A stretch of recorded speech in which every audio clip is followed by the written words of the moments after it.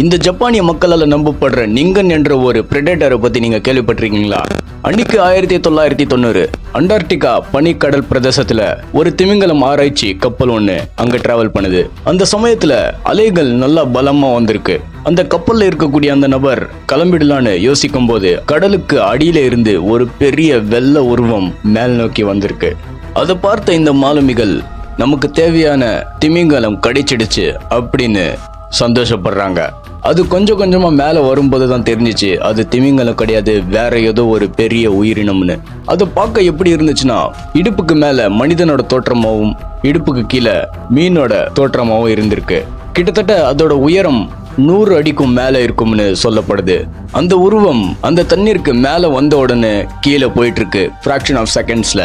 அது ஒரு டேஞ்சரான பிரெடேட்டரா இருந்திருந்தா இந்த கப்பலையும் சுக்குநூறா நொறுக்கிட்டு இருக்கோம். இந்த தகவலும் நமக்கு தெரிஞ்சிருக்காது. அது மட்டும் இல்ல, அந்த உருவத்துக்கு மனிதர்கள் மாதிரியே 2 கைகளும் இருந்திருக்கு. அதோட கைகள்ல இருக்கக்கூடிய விரல்கள் மனிதர்களோட விரல் மாதிரியும் இருக்குமாம்.